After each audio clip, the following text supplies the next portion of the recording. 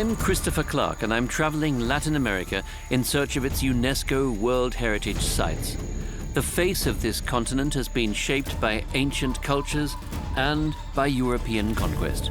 There's also spectacular natural heritage to be discovered here, the Galapagos Islands, for example, where you can experience evolution firsthand. And in Cuba, I look forward to discovering the country's turbulent history, as well as its residents' special attitude to life.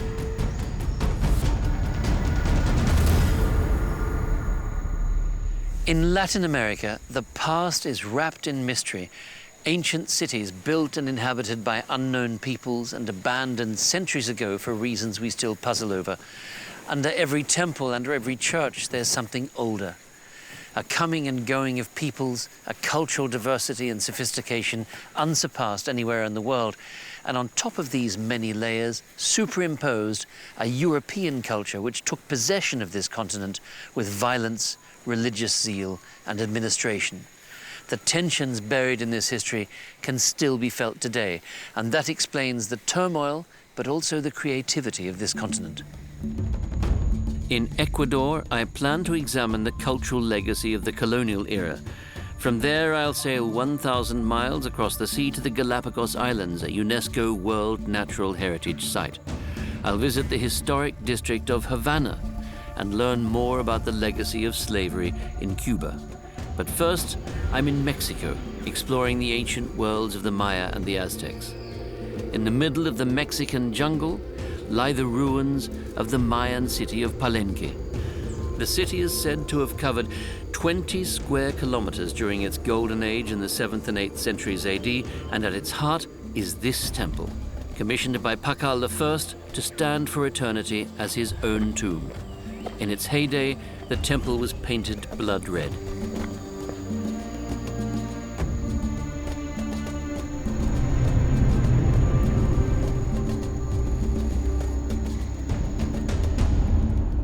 Inside, a winding passageway leads down into the burial chamber of King Pakal, who ascended the throne when he was 12 years old and still ruled his powerful empire at the grand old age of 80. The dead king lay resplendent in his tomb, wearing costly jewelry and a jade mask. His resting place was discovered only decades ago. In all that time, amazingly, it had never been disturbed by grave robbers. Only the elite among the Maya were permitted to wear jade jewelry. This valuable stone was also a symbol of power. The skeletons of 5 other people were found near the grave. They were probably sacrificed so that they could accompany Pakal on his journey to the afterlife. In keeping with their beliefs, the Mayans constructed a path to allow their dead king to reach the underworld. The tunnel travels deep into the earth and was filled with water. The idea was that the soul of their ruler would be swept along with the current, down to the roots of the tree of life. The Christian Old Testament, or the Mosaic Bible, also describes a tree of life next to the tree of knowledge in the Garden of Eden. It symbolizes immortality, and it's extraordinary that when it comes to matters of religious belief, even very different cultures touch each other in unexpected ways. Archaeologists only recently discovered a spring and a canal system under the tomb, so the spirit of the Mayan king will have easily found its way down into the underworld.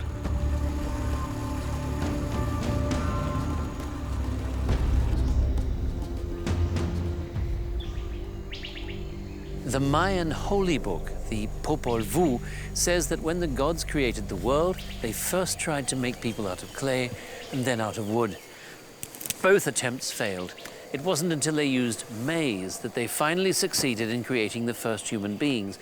And that's why even today, the Mayans still call themselves people of corn. The Maya settled in Mexico and Central America about 4,000 years ago, but the classical era of the Maya civilization lasted from about 400 to 900 AD. The Aztecs' sphere of influence was central Mexico, but that came later, between the 14th and the 16th centuries.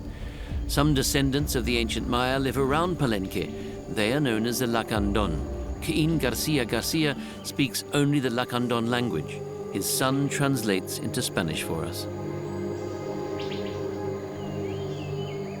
Do you still consider Palenque to be the center of the universe? Yes, it is a holy place for us. We believe in the gods of our ancestors, and our religion is unique. Its roots are here, even though our ancestors sometimes had to leave their cities when resources grew scarce. Otherwise, they were very advanced, as mathematicians, physicists, astronomers. We, the Lakandan, are still guided by the stars. They show us the way in the jungle. We also inherited the seeds of plants that we still cultivate today. Seeds are the fruit of life, given to us by our god Hachachiam, just like the eternal protection we enjoy. We only have that here, in the Chiapas province. That's why we're still here. The legacy of the ancestors is still very visible today. Here in Palenque, the Maya carefully traced the paths of the heavenly bodies. They calculated their planting and harvest times. Today, the buildings need constant restoration because part of the structure is always on the verge of collapse. Nature is trying to win back lost ground, and the humid rainforest climate eats away at the structures.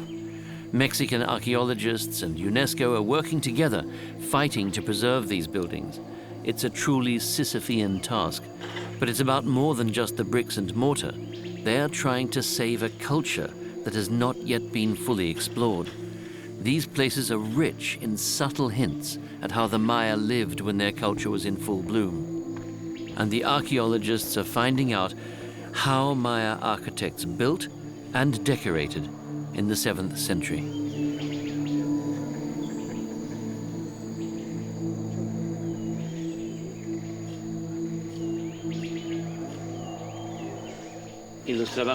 And is the work today done using the same materials as the Maya? Yes, thanks to the archaeological studies that have been carried out. For the last 100 years, we've known that lime was the material that they used to strengthen not just buildings, but also plaster, and sometimes stucco decorations and sculptures. So, based on the information that we have, we use the same materials that the Maya used. That's why we can better preserve them, and they look more authentic with the original materials. And there are some stunning reliefs.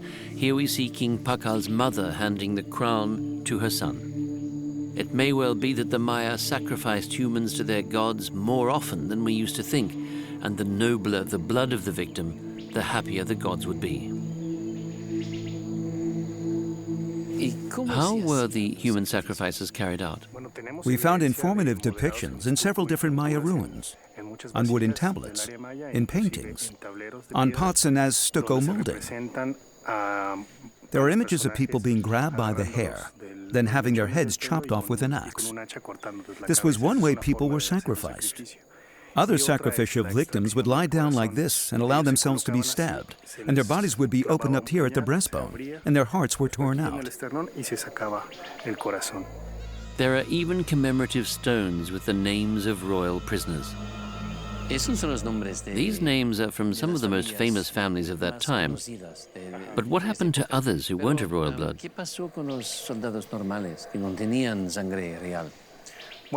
Unfortunately, there are no commemorative stones for them because they were not of noble blood.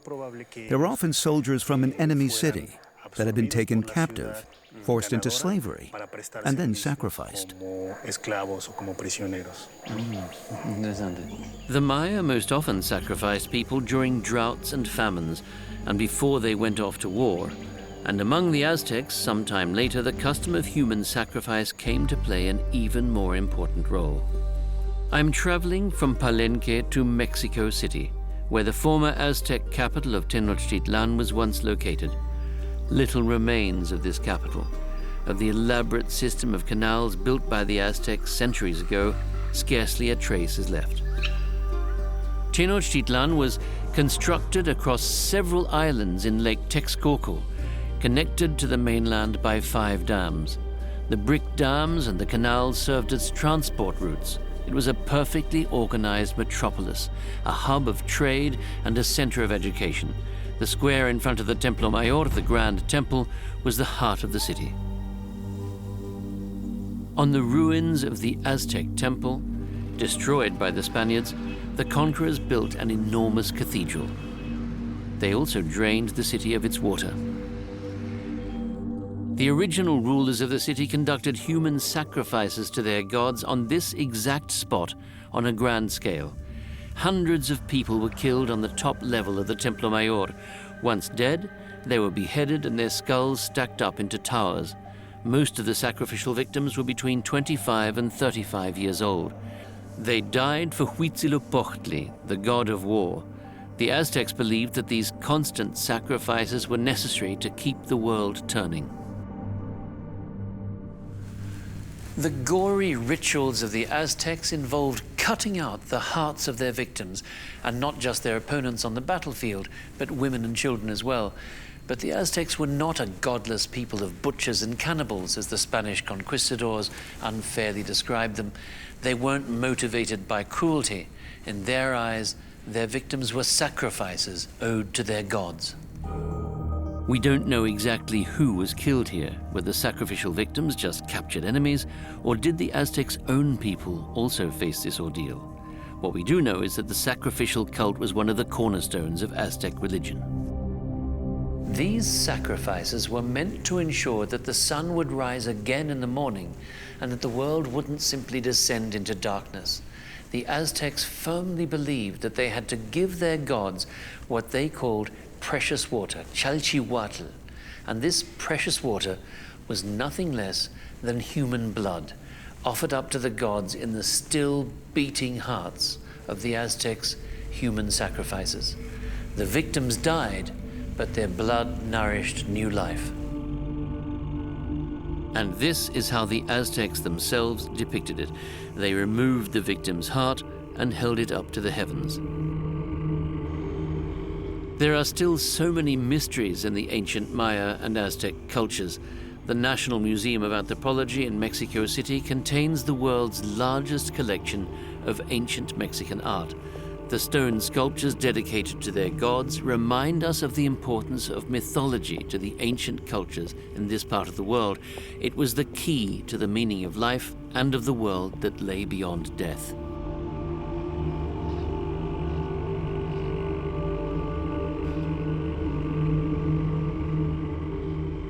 But the most breathtaking exhibit of all is the giant sunstone. It was discovered in the 18th century, buried under the Zócalo, the central square of Mexico City, where once the Templo Mayor, the great temple, stood.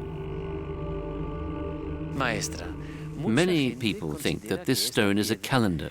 What was it really? ¿Qué es su significado verdadero? Well, it is a monument dedicated to the cult of the sun for the Aztecs. Sun worship was the most important thing to them. It doesn't record the passage of time, so we can't consider it a calendar. However, what the Aztecs depicted in this stone are the ideas that they had about time, the passage of time. The center represents the 4 eras or suns before the 5th sun. The 5th sun is the sun of the Aztecs, which is in the center of the stone. Surrounding it, in the first ring, are the days. The years are next, and finally there are 2 big fire serpents, which represent the place where the sun moves. They are carrying the sun across the sky.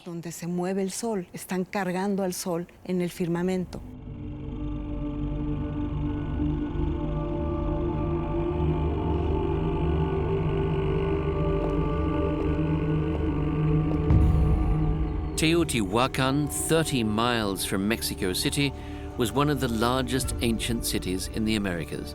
It was built and experienced its golden age long before the Aztecs arrived here. What a sight must have greeted the Aztecs when they discovered this city in the 15th century. 700 years earlier, it had been abandoned by a culture that remains unidentified today. We still don't know for sure who lived there. The Aztecs were convinced that the pyramids and temples must have been built by giants and gods, So they named the city Teotihuacan. Roughly translated, that means the place where people became gods. Nearly 200,000 people had lived here.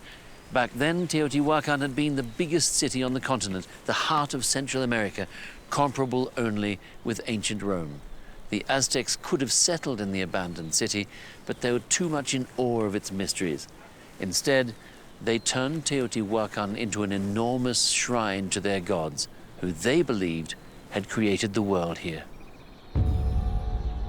It was the Aztecs who named the main street Avenue of the Dead and the two great temples here after the sun and the moon. The city was sacred to them, and they copied its architectural style for their own building projects. The Aztec Empire was the last of the great Mesoamerican cultures, highly developed socially, intellectually, and artistically.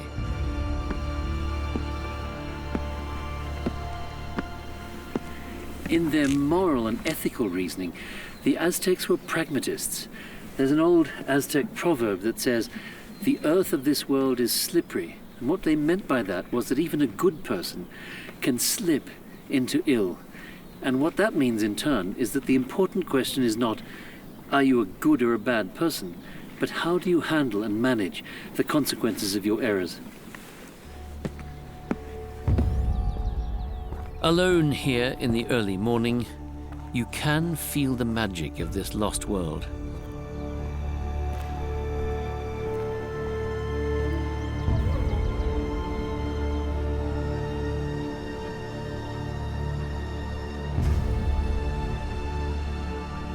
The urge to be in constant exchange with the gods can be found in many Mesoamerican cultures.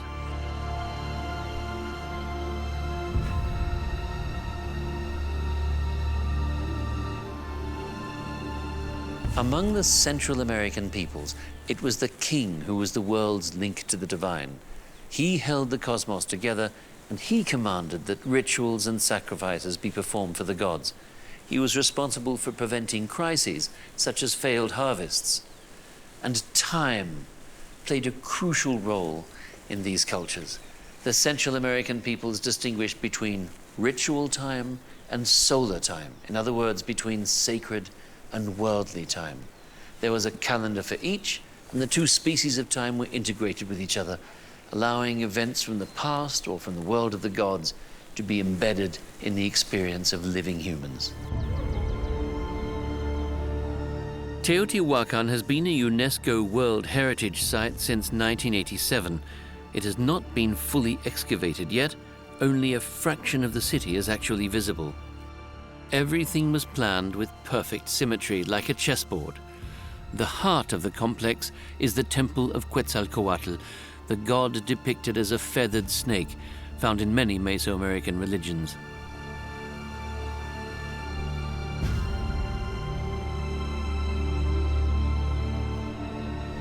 According to legend, the white-skinned Quetzalcoatl was overthrown as god-king, and he fled from these lands.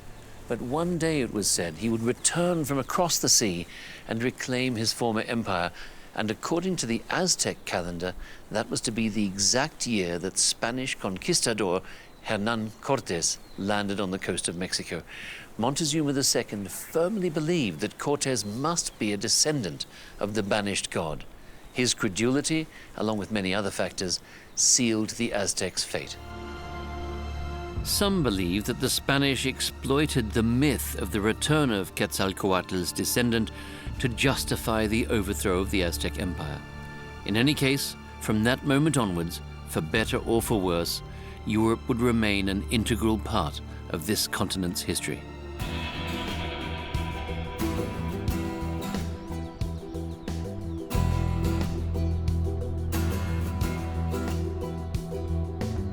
Nowhere can you see more clearly than in this little city of Cholula with what confidence and arrogance the Spaniards took control of this country. This used to be the location of the largest pyramid in Central America, perhaps in the entire world. It was dedicated to the god Quetzalcoatl, and it was built by Central American nations whose identities are still not known. In the 16th century, the Spaniards built right on the top of that a cathedral, Nuestra Señora de los Remedios. What an act of domination.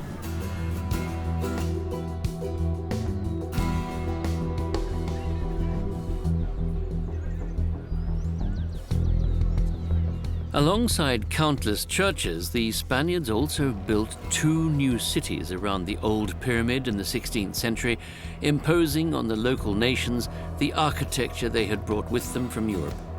The city of Puebla, a UNESCO World Heritage Site, is a particularly well-preserved example of this architecture.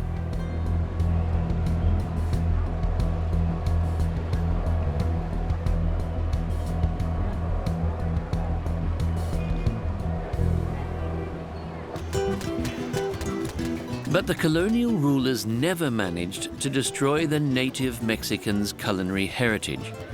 Instead, there was an immediate fusion of cuisines. The Spanish brought their livestock. Pigs and cows were particularly popular with the indigenous people, who updated their recipes accordingly. The local women in charge of the cooking became the facilitators of cultural exchange. It was a meeting of cultures through palates and stomachs, and the culinary tradition they created still survives today.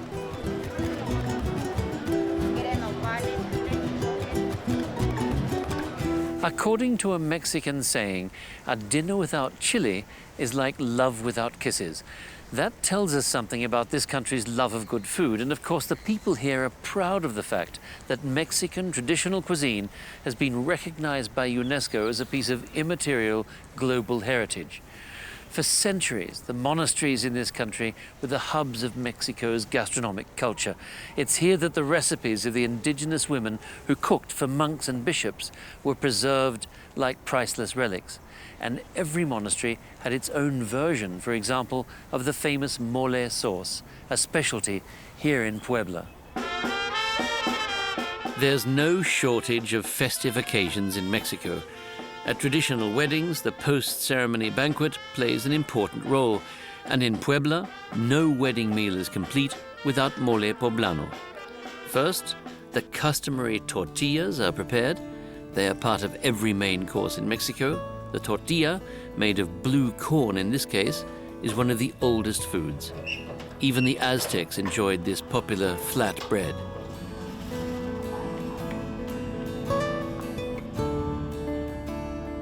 What are the ingredients of a mole sauce? Well, we use cinnamon, sesame, peanuts, plantains and almonds, raisins, and mulatto peppers. Chile mulato.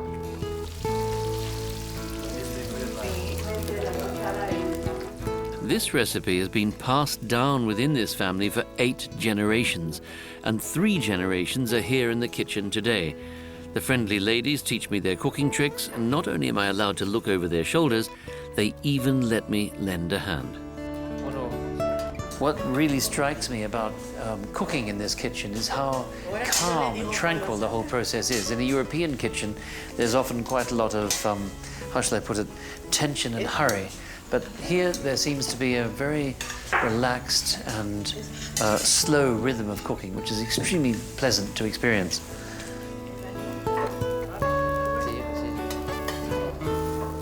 This is where ancient Aztec cuisine fuses with elements from Europe and from Spain in particular.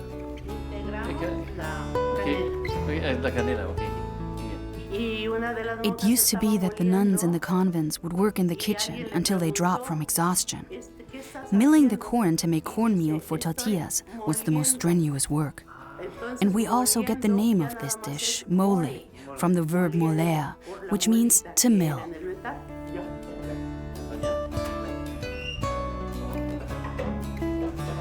Mexican cuisine has been listed as UNESCO Intangible Cultural Heritage since 2010.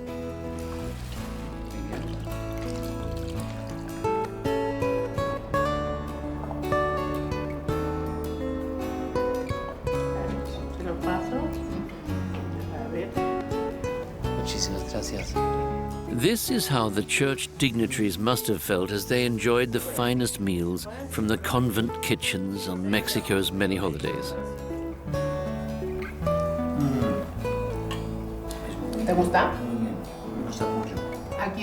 Here in Mexico, we don't use cutlery. Try it. Look, you make a triangle like this.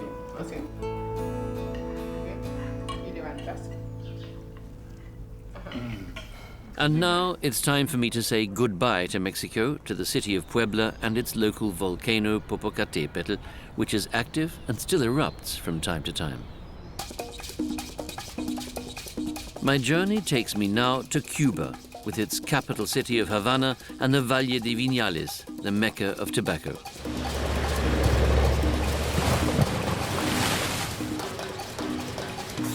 In October 1492, when Christopher Columbus landed on Cuba, he thought he had discovered China.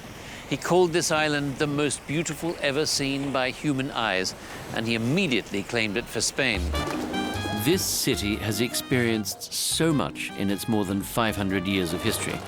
I want to take a closer look, so I dive straight in, enjoying a tour of the historic streets in a vintage car. I look at what has changed since the death of Fidel Castro, and I can't shake the impression, on the one hand, that the habaneros are dreaming of a new beginning, and on the other, that they'll do just fine if it doesn't materialize.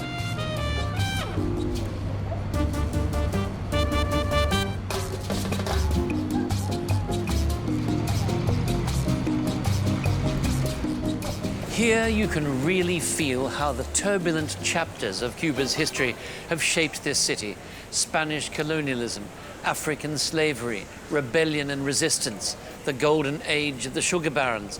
In the 1920s, this place was a playground for the American mafia. And then came the victory of the Cuban Revolution under Fidel Castro and 60 years of socialist rule. And throughout all of these challenges, the habaneros, as the inhabitants of this Caribbean Babylon are known, have retained their indomitable joie de vivre.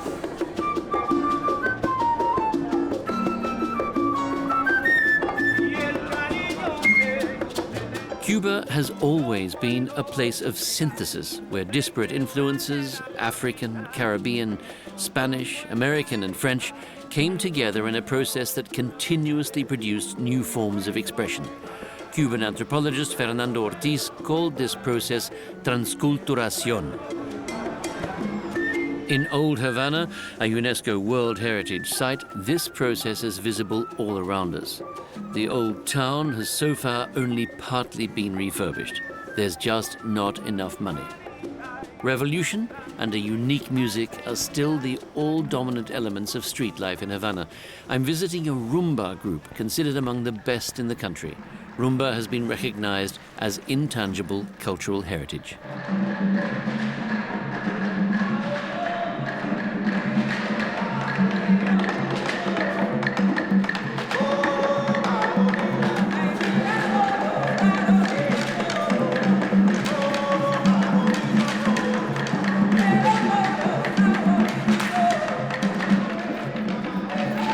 It's a mix of music and dance, singing, gesture, and intense interaction between men and women. And rumba tells the story of the island.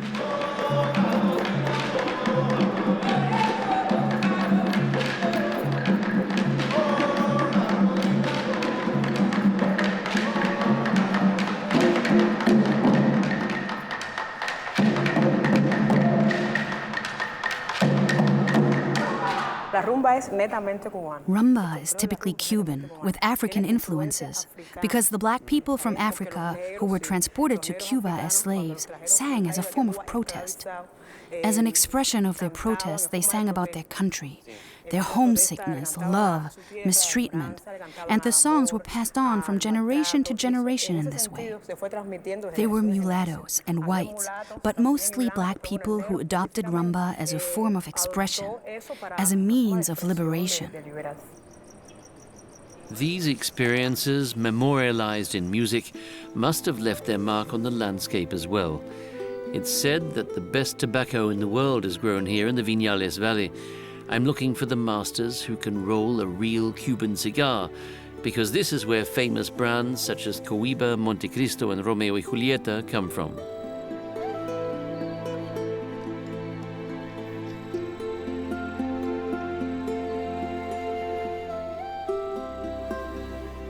A cigar made of tobacco leaves is known as puro, or pure. A puro consists of 3 parts: tobacco leaves without stems for the filling, and a D-rib binder leaf, which are then pressed and wrapped in a particularly fine leaf called the capa. The tobacco leaves are naturally fermented.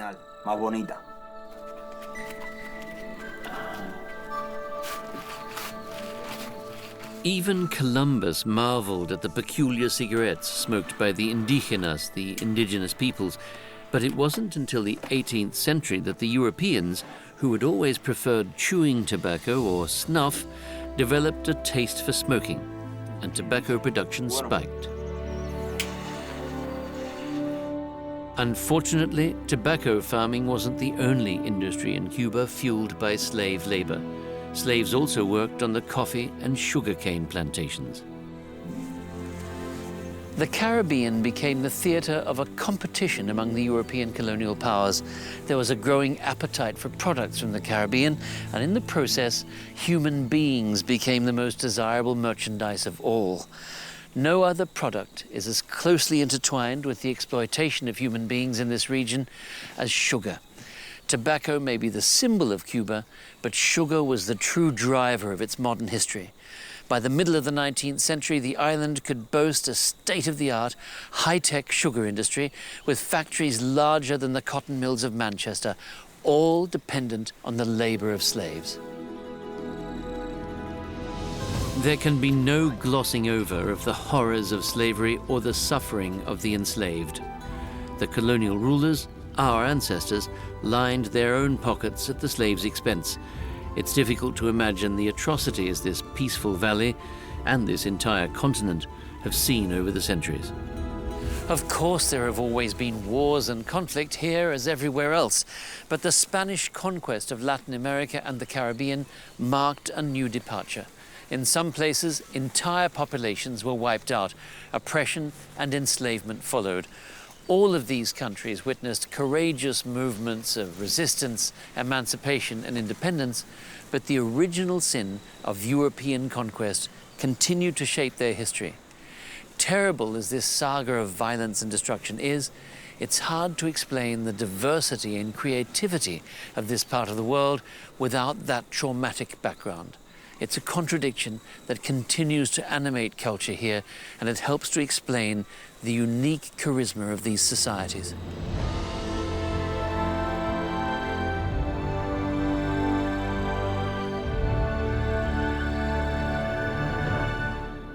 My journey now takes me into the Andes, to Quito, the capital of Ecuador. It's nearly 3,000 meters above sea level. Quito is nestled amongst volcanoes, and it was the first city ever to be placed on UNESCO's list of World Heritage Sites in 1978. The high snow-capped peaks, the active volcanoes and earthquakes, the vegetation and the customs of the people make this region one of the most interesting in the world. This is how the German naturalist Alexander von Humboldt described the country of Ecuador in 1802. He catalogued 6,200 plant species here, and this was his starting point for summiting the highest known peak at the time, Chimborazo, just down there. And you can see that he's recorded his findings from this region schematically in this map here. Even after more than 200 years, Humboldt is revered beyond all measure in Latin America. He's considered the second and true discoverer of America because, unlike Columbus or even Hernán Cortés, he came to the continent with peaceful, friendly intentions and was interested in the local people as well as the flora and fauna. It's one of the many reasons why Alexander von Humboldt numbers among my favorite Germans.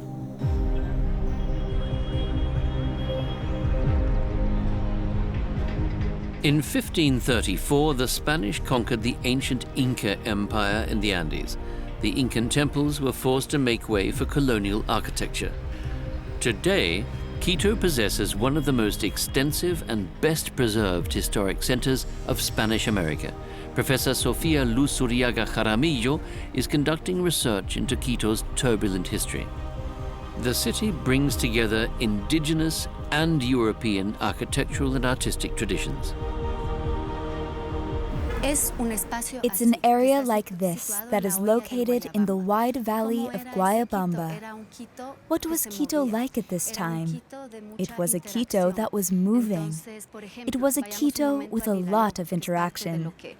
So, for example, let's talk briefly about Ilaló, which is part of what would become the area of Quito.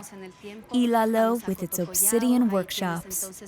So we'll go back a little in time, and then forward again in time, carrying on to Cotoquillao.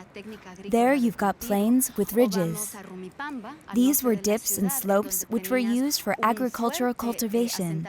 Or take Humipampa, to the north of the city, where there was a strong human settlement that had to be abandoned because of the constant volcanic eruptions. So you've got an area at different stages that I want to emphasize was a dynamic area, with exchanges of knowledge, products, and skills. That also was an area to which you had to adapt, not just to the altitude of 2,800 meters, but also to all the slopes with their distinct tiers of ecosystems, especially because the societies before the 16th century in these Andean areas moved constantly between the different altitudes. The colonial Baroque style that arose here combined Italian, Flemish, Morisco, and local influences. For evidence of this style, we need look no further than the Iglesia de la Compañía de Jesús, the Jesuit church. The modest grey volcanic rock facade belies an opulent golden interior. It's said to have required nearly 7 tons of gold leaf.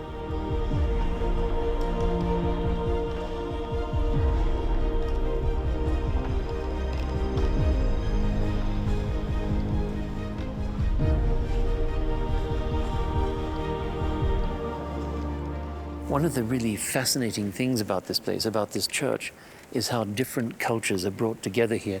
So you can see in the vaulting over the nave, Moorish, Arabic-looking inscriptions and decorations by the Moorish artisans who came with the Spaniards during the conquest of Ecuador.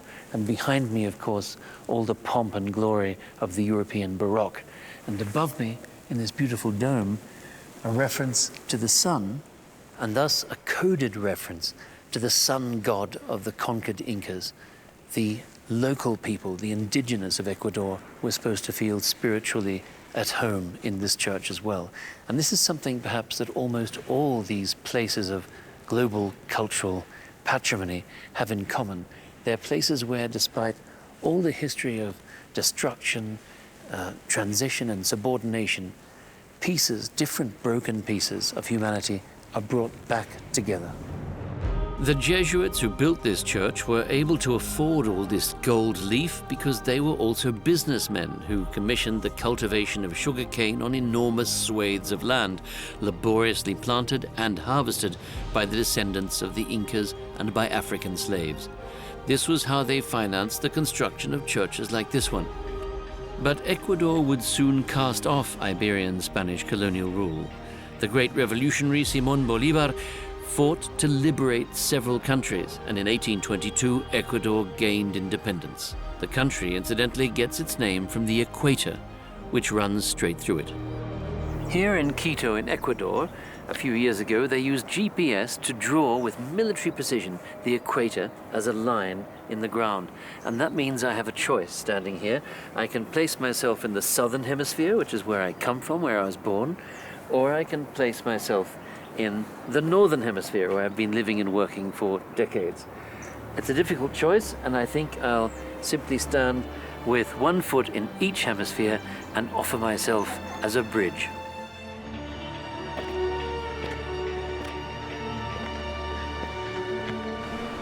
Just below the equator are the Galapagos Islands, one of the last true corners of paradise on this planet.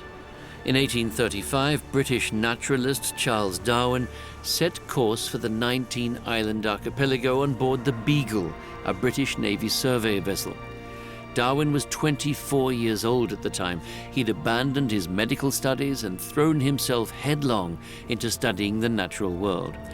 He was fascinated by the flora and fauna of the Galapagos, and he soon realized that different species of marine iguanas, tortoises, thrushes, and finches lived on the different islands. From these and other observations, he gradually developed the theory that the plants and animals had adapted over time to their respective environments.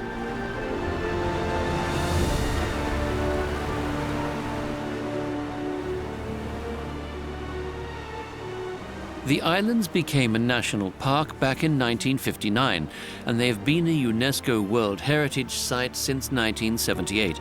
It's believed that the Galapagos were created approximately 350 million years ago through seismic and volcanic activity on the ocean floor. As they were never connected to the mainland, unique species of plants and animals were able to develop there.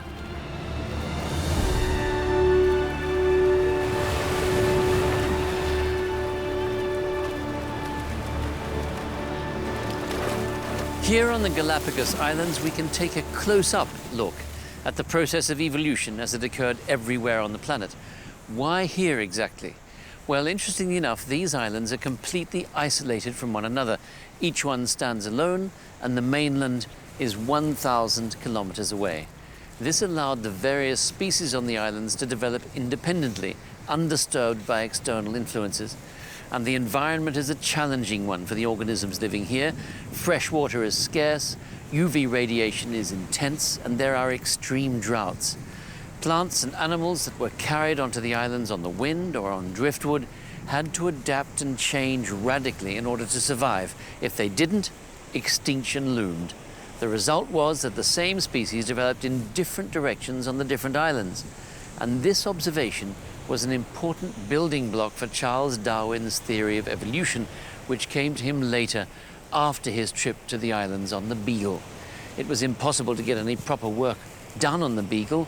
Darwin suffered terribly from seasickness. Unlike the rest of the world, the Galapagos Islands are dominated by reptiles, not by mammals. The giant tortoises that lend the archipelago its name must be around here somewhere. Galapagos means saddle in Old Spanish, and the shells on these primordial giants really do look like saddles. Darwin said that he rode on the backs of the tortoises, but it was difficult to keep his balance.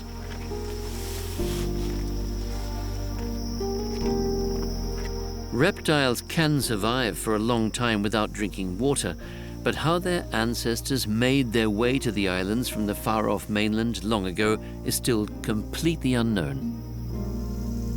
What a fantastic primeval creature. This one apparently was born during the First World War. At least that's the estimate. It's an extraordinary thing, and yet, of course, one wonders if he couldn't make a little bit more of his 120-year life.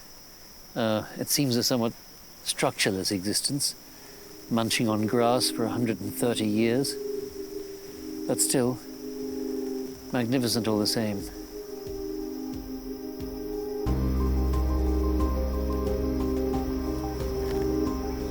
These creatures have developed some very special abilities in order to adapt to the uncertainties of their environment. When the male fertilizes the female have an spermatic sac. When the female can preserve the sperm of the male for more than 3 years, right? Yes, if any time during these 3 years, the rainy season is good, the female will fertilize the eggs that take a couple of weeks to increase the size of the eggs and then lay the eggs, right? Female tortoises have a very high degree of reproductive self-control. Not only that, but also the female can delay the development of the egg. For that reason, they guess the tortoises can keep the sperm and the eggs for about 5 years, and the female can skip bad seasons. What's special about this species? Why does it get so old? Why do tortoises reach such an extraordinary age? Well, that's a good question. But we started research since 1965. It's in a very short time, in a very short period of time. But one of the very important evidence that we have is from Steve Irwin, the guy from Australia. When Charles Darwin came here in 1835, he brought out many species from Galapagos. In the group of the species that he brought out from here, were the tortoises as well. For any reason, one of the tortoises that they named Harry in the beginning, but they discovered was a female, and they changed to Harriet. This is Harriet, who was in Melbourne Zoo. Exactly. Steve report that tortoise died after 170 years. Yeah. That is the only real evidence that we have about their lifespan. But for scientists, that is the record of life, because you know, we put in a very top, very strong animal, living in captivity with a bed, with food. Yeah, you know, probably we can help. It's a pretty privileged existence. Exactly. The larger islands with lusher vegetation and lots of grass are home to species with domed shells. Their relatives on the smaller, rockier islands, on the other hand, developed very different shells, and they needed to be able to stretch their necks up much higher to reach sources of food. Darwin noticed this, and the many different species of finches on the islands also gave him food for thought. It wasn't until after his journey to the Galapagos Islands that Darwin began to work his observations of the Galapagos finch species into some kind of theoretical structure, and today some of these birds are still named after him. The finches, he argued, had evolved independently of each other on the different islands, and each type of finch had a very different beak. Some of their beaks were short and thick to help them crack nuts. Others had longer, thinner beaks that were ideal for catching insects. The finches, in other words, had evolved into distinct species, adapting to the food available on the islands where they live. Changing from generation to generation was the only way they could survive. Darwin would later call this natural selection. His theory on the origin of species was nothing short of revolutionary. It demolished old certainties and turned contemporary understandings of natural history on their heads. And the first place in which Darwin captured this thinking on the history of species is in his notebooks, the notebooks he made when he got back from the Galapagos Islands. And here you can see how he's drawn a diagram in which the species diverge like branches, and Darwin called this diagram the tree of life. The different species of Scalesia plants are a botanical parallel to the Darwin finches. They too vary from island to island. On Santa Cruz, they form thick forests. On the other islands, they don't.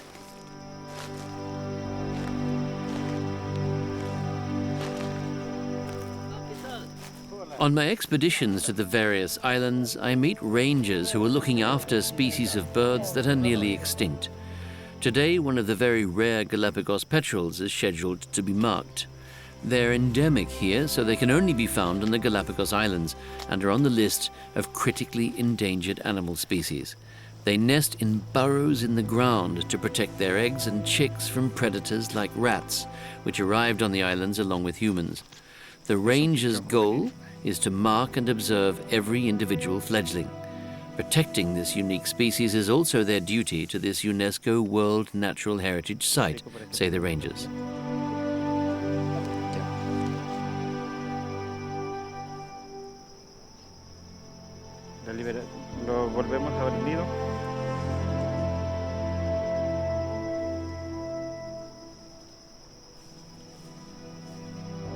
Back on the coast, I meet up with Maria José Barragán, Scientific Director of the Darwin Research Station on the Galapagos Islands.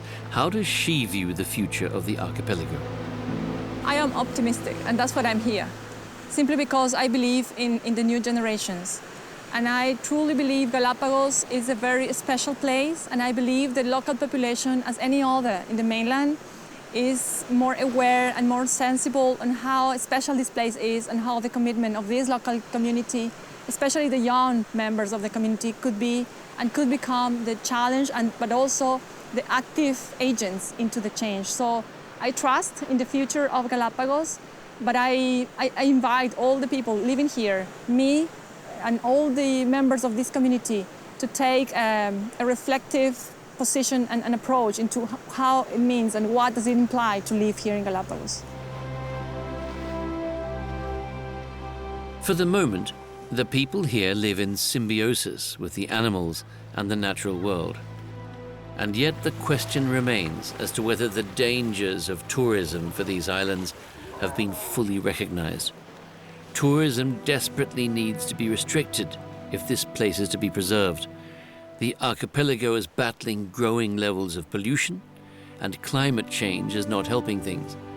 But above all, the many endangered species of plants and animals need to be protected from human beings and their actions. This place really brings it home to you just what is at stake. A fragile ecosystem that has functioned smoothly for hundreds of thousands of years is in danger. Extreme weather conditions are occurring more and more frequently. Sea levels are rising, and plastic waste from Asia and South America is washing up on the beaches, posing a threat to local wildlife. The imminent collapse of our planetary biosphere is the foremost problem and challenge of our time. We will only master it if we stop thinking of ourselves just as Europeans, Chinese, Americans, or whatever, and begin to see ourselves as inhabitants of a shared space. Humans, after all, are also a species that will have to evolve if it hopes to survive.